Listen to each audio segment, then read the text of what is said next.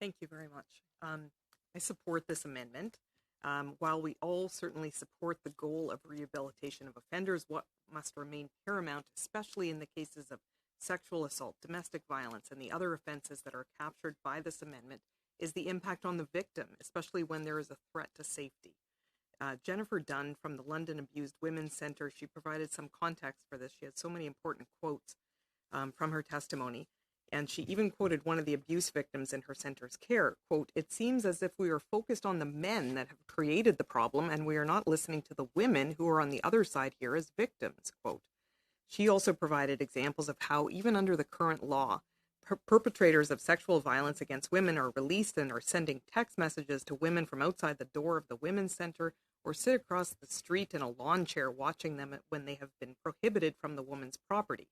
She raised serious concerns with how much worse this will get when the offenders have the opportunity to serve their sentence in their communities, often in the same community as their victim. And she described the victim constantly having to look over her shoulder and characterized the punishment for her as a, quote, lifetime sentence. The government has provided absolutely no rationale for extending conditional sentence eligibilities to these very serious violent crimes.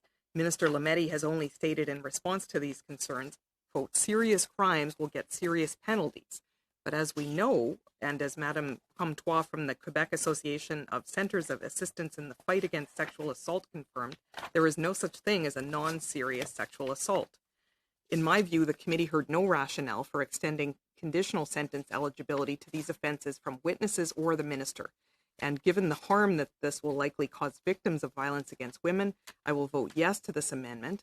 I want to just quote a few other things that Jennifer Dunn had to say that day. Quote, "While we do feel that Bill C-5 might be a good first step to the reintroduction of discretion in sentencing, we feel broadening the availability of conditional sentences is of some concern, especially when there are specific concerns around public safety." She said it's already hard enough for a woman to come forward, and when she does, it takes years to get to the point of a conviction, if there ends up being one at all. This makes women feel as if the justice system isn't taking them seriously. Just today, I was told by a woman we serve, if we have less protection in sentencing, we are less likely to report offenses, and this would be a real setback for us. She went on to have a few more comments, but what she also said was, quote, "I said in the House of Commons, and I'll say it again, we need to view this bill through the lens of male violence against women. There needs to be a focus on women, specifically marginalized women, and how they will be impacted by this bill and not get the justice they deserve." She said, "Women are not safe. We need systemic change to protect our women. Women deserve to live free from violence. The courts need to see that women are easily placed at more risk."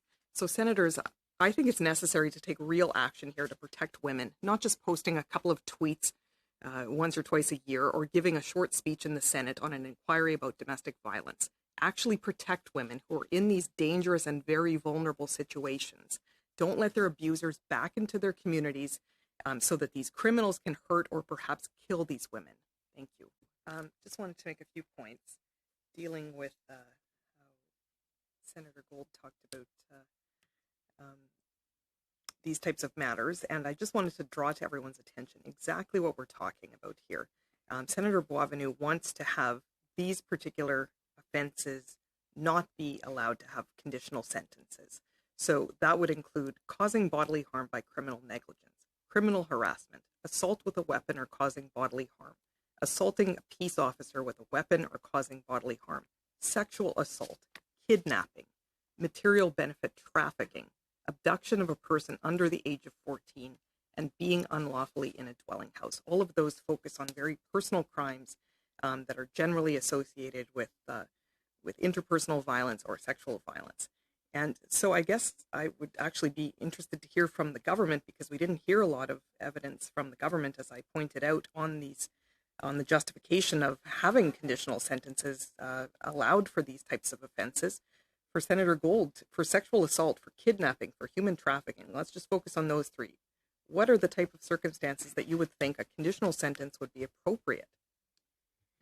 Well, look, thank you, and it's a fair question, but the starting point for that underlies this aspect of Bill C-5 is that, first of all, and I don't want to repeat, I think, the analysis of Senator Delphine, but is that the criminal code already structures the decision making of the judge to make it clear that serious crimes will get serious penalties, and those are serious crimes, and they conjure up the images of serious crimes. Rare will be the circumstances, but it does allow for a judge, taking into account all the circumstances of the individual case, to make that judgment that if, in fact, the severity would not justify a prison sentence of more than 2 years. Remember, that's one of the thresholds.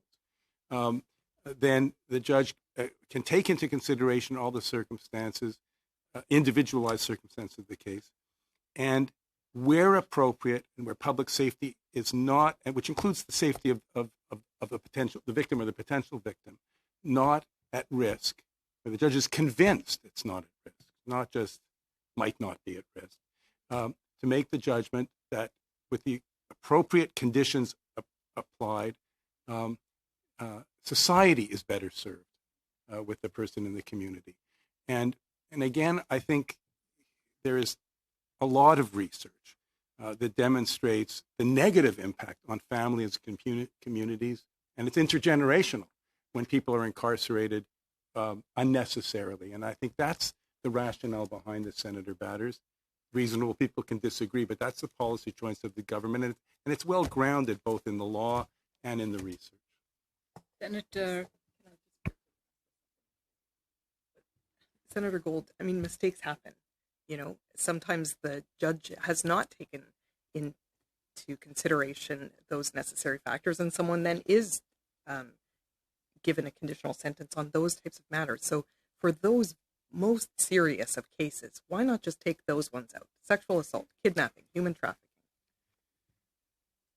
Well, again, the government is of the view that even within those where, again, as I repeated, Senator Simons, I think, put it well, the great majority of cases just they wouldn't make the less than 2 year threshold, much less qualify for this.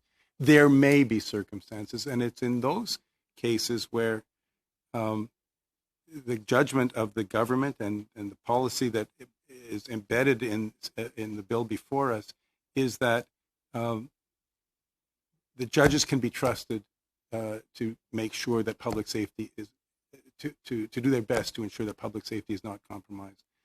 Mistakes may happen, but our system of justice, requiring proof beyond all reasonable doubt, presumption of innocence, is built upon, a faith that the system will do justice in both in terms of the appropriate penalty where appropriate, but in this case, to provide an alternative to incarceration where appropriate.